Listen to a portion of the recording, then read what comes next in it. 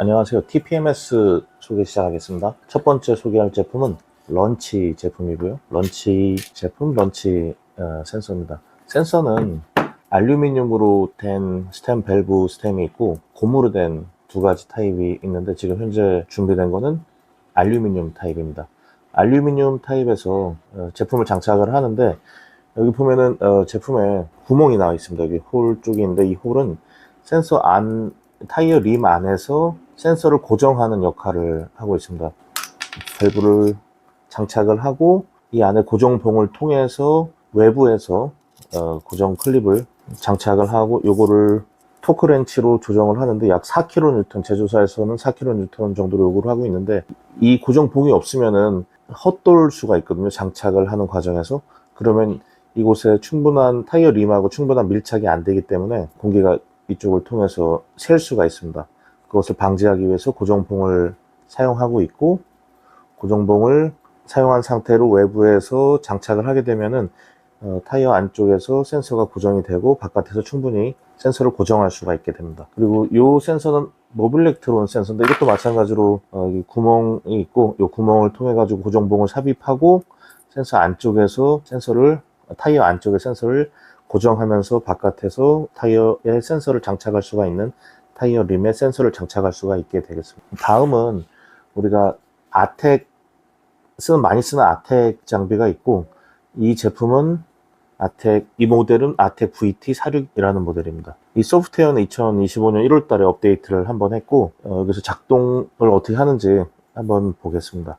저는 오늘 켜고 지역은 유럽으로 지금 설정이 되어 있고 보통 TPMS 툴은 지역 설정을 유럽, 일본, 한국, 그다음 미국 최근에 업데이트된 툴을 보면은 오세아니아, 중국, 브라질 이렇게 다른 지역으로 구분을 해놓고 있습니다. 이런 지역 구분에 대해서 가장 큰 차이점은 사용되는 주파수 헤르츠의 적용입니다. 일본하고 미국은 315MHz가 센서에 적용이 보통 돼 있고 우리나라, 한국하고 유럽은 433MHz 센서가 보통 적용이 되어 있습니다. 그래서 점점 더 많은 수입차 아니면 다양한 차종이 국내에 있고 그 차종에 맞는 센서 주파수 값을 우리는 요 TPMS 프로그램 툴을 통해서 확인을 할 수가 있습니다. 그리고 가장 많이 고객들이 문의하는 것 중에 하나가 재학습 절차.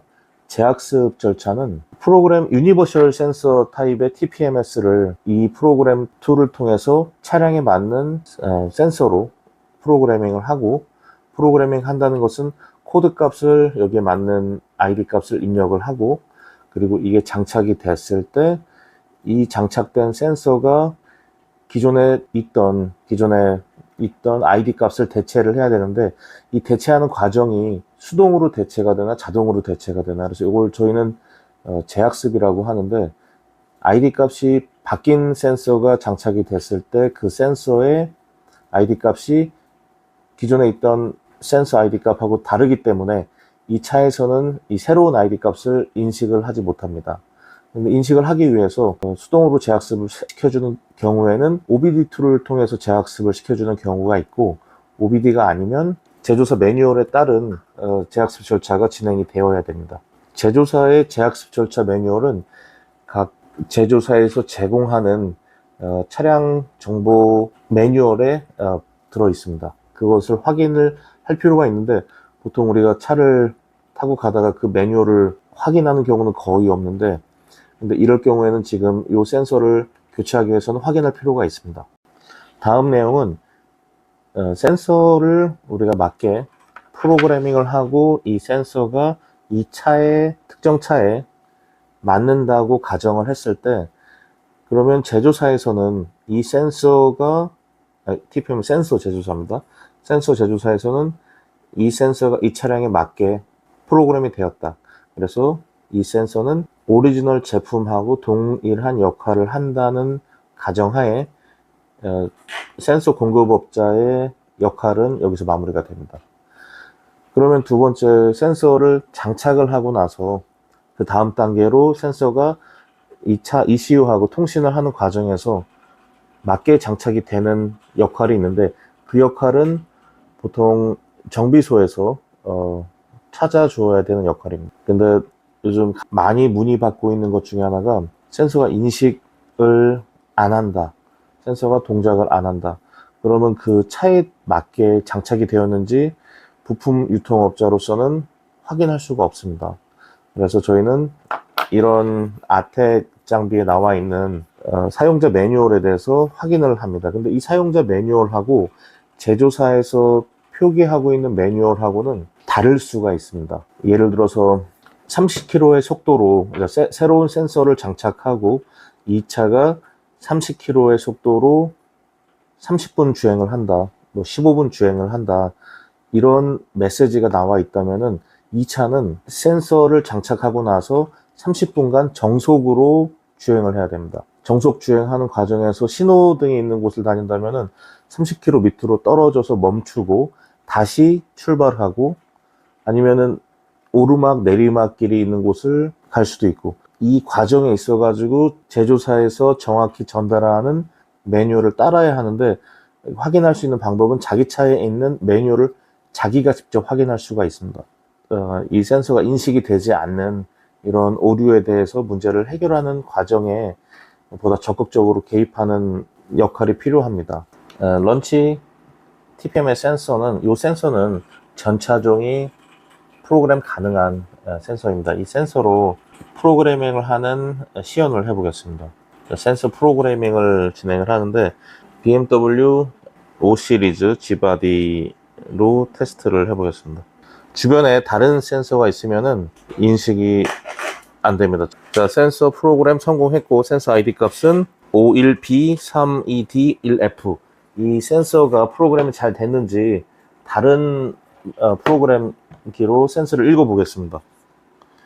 이게 BMW 5 시리즈 Gbody 2019-2023년도 센서 읽기 시작, 통신 중. 51B3ED1F 51B3ED1F. 자, 센서 ID 값 동일하게 두 개 똑같이 나왔습니다. 프로그램을 한 센서가 제대로 프로그램이 됐는지 확인하기 위해서 이걸 다시 읽어봐야 되는데, 저희는 다른 두 제조사의 프로그램기로 센서를 각각 읽어보니까 동일한 값이 나와서 이 센서는 정확하게 프로그램이 된 걸로 확인을 합니다. 그럼 이거를 저희가 차에 장착을 해야 되는데, 그 센서를 장착함에 있어서 기존에 설명드린 이 고정봉, 그리고 이 센서 고정봉을 통해서 센서 밑에를 타이어 림을 장착을 하고, 마개를 분리하고 알루미늄 너트를 분리하고 타이어 안쪽에 장착을 하고, 타이어의 안쪽에서 고정봉을 사용해서 센서를 잡아주고, 바깥에서 토크렌치를 사용해서 일정한 압력, 제조사에서 요구하는 압력으로 이걸 돌려주면은 센서가 내 안쪽에서 고정이 되기 때문에 바람 쐴 일은 없을 거고, 그리고 이걸 빼고 타이어를 마무리하고 장착을 시도하면 되겠습니다. 그 타이어 센서가 장착이 됐으면은 이 센서하고 차량하고 ECU 통신을 해서 이 센서 ID 값이 정상적으로 ECU에 반영이 되게 하는 절차가 남아 있는데, 이 절차는 제조사의 매뉴얼에 따라서 제조사에서 매뉴얼에 요구하는 방식대로 그대로 진행을 해야 됩니다. 예를 들어서 30km의 속도로 15분간 주행을 하고 엔진을 턴오프하고, 그리고 차량 열쇠를 차에서 5m 이상 떨어뜨려 주라. 예를 들어서 이런 매뉴얼이 있다면은 이 매뉴얼대로 30km 이상 15분간 정차 없이, 또는 언덕고개 울퉁불퉁한 자갈길을 가지 않고 일정한 속도로 30km 이상을 주행하는 것이 중요하고, 차가 신호에 멈추게 될 경우나 아니면은 외부적인 타이어에 충격이 가해지는 장소에서 센서 재학습을 한다면은 정상적으로 재학습이 안 될 경우가 있습니다. 제조사에서 요구하는 매뉴얼에 대해서 준수를 하고 재학습을 진행하면 정상적으로 센서가 작동될 걸로 예상을 합니다.